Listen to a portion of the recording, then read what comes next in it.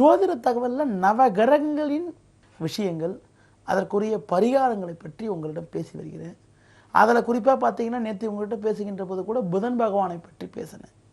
இன்றைக்கி உங்கள்கிட்ட பார்க்கின்ற பொழுது நவகிரகங்களில் மிக முக்கிய கிரகம், சுப கிரகம், தேவகுரு என வர்ணிக்கப்படக்கூடிய குரு பகவானை பற்றி, பொன்னவன் என போற்றப்படக்கூடிய குரு பகவானை பற்றி சில அற்புத விஷயங்களை பற்றியும், குரு பகவானால் ஏற்படக்கூடிய பலாபலன்களை பற்றியும் உங்களிடம் தெளிவாக கூறப்போகிறேன். நவ கிரகங்களில் தலையாய சுப கிரகம் என வர்ணிக்கப்படக்கூடிய கிரகம் குரு பகவான் ஆவார். குரு பகவானானவர் அதாவது நவ கிரகங்களிலே மிக சிறந்த சுப கிரகமாகும். குரு சேர்க்கை பெறக்கூடிய கிரகமும் குரு பார்வை பெறக்கூடிய கிரகங்களும் புண்ணியம் பெற்றதாகும். அதாவது குரு பார்வையை கோடி புண்ணியம் என்று கூறினார். சகல தோஷத்தையும் விளக்கக்கூடிய கிரகமாக குரு பகவான் விளங்குகிறார். குரு ஒரு ராசியை பார்க்கிறார் என்றால் எந்தெந்த ராசியை பார்க்கிறார் அந்தந்த ராசியெல்லாம் ஏற்றத்தையும் அனுகூலத்தையும் முன்னேற்றத்தையும் அடையக்கூடிய அமைப்பு குரு பகவானுக்கு உண்டு. பொதுவாக பார்த்திருக்கின்றால் குரு ஞானக்காரகன், அறிவுக்காரகன். அது மட்டும் இல்லாமல் பொது அறிவு, பணத்திற்கும் குரு பகவான் தான் காரகன். அது மட்டும் இல்லாமல் புத்திர பாக்கியத்திற்கும் குழந்தை யோகத்திற்கும் குரு பகவான் தான் காரகன் ஆவார். அதாவது ஒருவருக்கு வாரிசு யோகம் ஏற்படுவதற்கு காரகத்துவம் வகிக்கக்கூடிய கிரகம் குரு பகவான் ஆவார். அது மட்டும் இல்லாமல் நல்ல பண்பு, பெரிய மனிதர்களின் ஆதரவு, தெய்வ அருள், தெய்வ ஞானம், தெய்வ அருள், தெய்வ ஆசி, பெரியோர்களின் ஆசி சிறப்பாக கிடைப்பதற்கு காரகத்துவம் வகிக்கக்கூடிய கிரகம் குரு பகவான் ஆவார். ஒருவரின் ஜாதகத்தில் குரு பகவானவர் ஆட்சி உச்சம் பெற்றோ, ஆட்சி உச்சம் பெறது கூட அடுத்த சமாச்சாரம். குரு பகவானவர் நல்ல ஸ்தானங்களை பார்வை செய்தாலே அந்த ஜாதகர் நீண்ட ஆயுளுடன் நல்ல ஆரோக்கியத்துடன் வாழக்கூடிய ஒரு உன்னதமான சூழ்நிலை ஏற்படும்.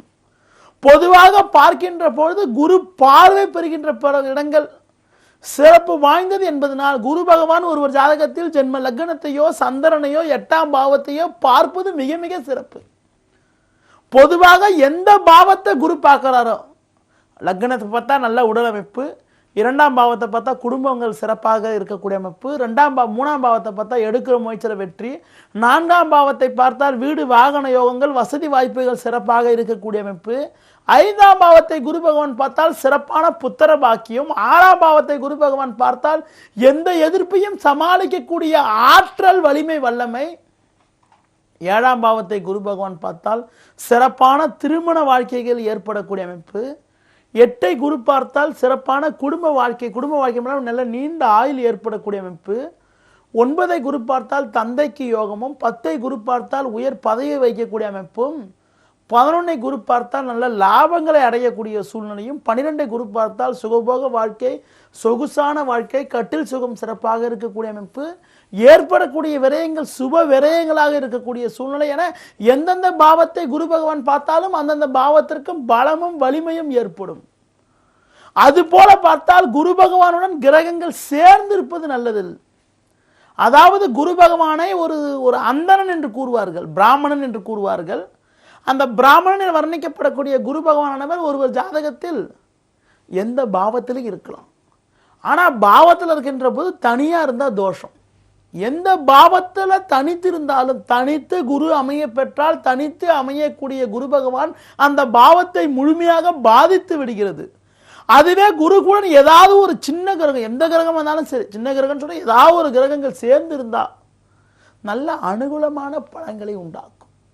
பொதுவாக குரு பகவானவர் எந்த பாவத்தில் தனித்திருந்தாலும் அந்த பாவத்துக்குரிய விஷயத்தை, எந்தெந்த பாவத்தை பார்த்தா நல்லதுன்னு சொன்ன பார்த்தீங்களா? இப்போ பார்த்தா 2ஆம் பாவத்தை பார்த்தா நல்லதுன்னு சொன்னேன். அதுவே 2ஐ பார்த்தா தனத்தை பாதிக்கும். 4 தனித்திருந்தால் சொந்த வீடு யோகம் அமையத்துக்கு தடங்கள் கொடுக்கும். அந்த பாவத்துக்குரிய பாவங்களுடைய பலன்களை அடைவதற்கு சில தடை தாமதங்களை குரு பகவான் ஏற்படுத்துவார். குரு பகவான் தனித்து அமைகின்ற பொழுது அந்த பாவத்தை ஏற்படுத்துவார். சரி, குரு பகவான் தனக்காரகன், ஞானக்காரகன் சொன்னேன். பொதுநல விஷயத்திற்கு கூட காரகன் அவர் தான். அதாவது இறைப்பணி, தெய்வீக பணி, பொது காரியங்கள், மற்றவர்களுக்கு உதவி செய்வது, மற்றவைகளை வழிநடத்தக்கூடிய திறன், அதாவது ஆசிரியர் பணின்னு சொல்றாங்களா, ஆசிரியர், பேராசிரியர், பேச்சால் வாக்கால் மற்றவர்களை வழிநடத்துவது, மற்றவர்களுக்கு அறிவுரை கூறக்கூடிய ஆற்றல் போன்றவைக்கெல்லாம் குரு பகவான் தான் காரகனாவார். ஒருவரின் ஜாதகத்தில் குரு பகவான் பலமாக அமைய பெற்று இருந்தால் அவர்களுக்கு சகல விதமான சௌபாக்கியங்களும் கிடைத்து எல்லா வகையிலும் ஏற்றங்களையும் அனுகூலங்களையும் அடையக்கூடிய ஒரு உன்னதமான சூழ்நிலை உண்டாகும். சரி, குரு பகவான் பலகீனமாக இருந்தால், குரு பகவான் பலமாக இருந்தால் குழந்தை பாக்கியம் கூட சிறப்பாக அமையக்கூடிய அமைப்பு, வாரிசு யோகம், நல்ல ஏற்றங்கள், உயர்வுகள்லாம் உண்டாகும். பொதுநல காரியத்திற்கும் குரு பகவான் தான் காரகன் சொன்னேன். ஒருவர் ஜாதகத்தில் 1, 5, 9 ஆகிய திரிகோண ஸ்தானங்களில் குரு பகவான் அமைய பெற்று அந்த குரு சம்பந்தப்பட்ட கிரகத்துடைய திசை அல்லது புக்தி வந்தால், குருவுக்கு குரு 1, 5, 9 அமைகிறது மட்டுமல்ல, குரு கூட சந்திரன், கேது போன்ற கிரகங்கள் அமைய பெற்றால் பொதுநல பணிகளில் கூட ஈடுபடக்கூடிய அமைப்பு, பொதுநல பணிகளில் ஈடுபட்டு பலருக்கு உதவி செய்யக்கூடிய ஒரு பண்பு, ஆற்றல், தான தர்மங்கள் செய்யக்கூடிய ஒரு உன்னதமான சூழ்நிலை ஏற்படும். குரு பகவான் நவகிரகங்களிலே குரு பகவானுடைய கோச்சாரத்துக்கு தான் மிக மிக முக்கியத்துவம் உண்டு. அடுத்து குரு திசை என்னென்னலாம் பண்ணுது, எது பண்ணுது, குருவால் ஏற்படக்கூடிய பாதிப்புகள் என்ன என்பதனை பற்றியும், குருவுக்கு என்ன பரிகாரங்கள் செய்வது நல்லது என்பதனை பற்றியும் நாளை உங்களிடம் பேசுகின்ற போது தெள்ள தெளிவாக கூறுகிறேன். நன்றி, வணக்கம்.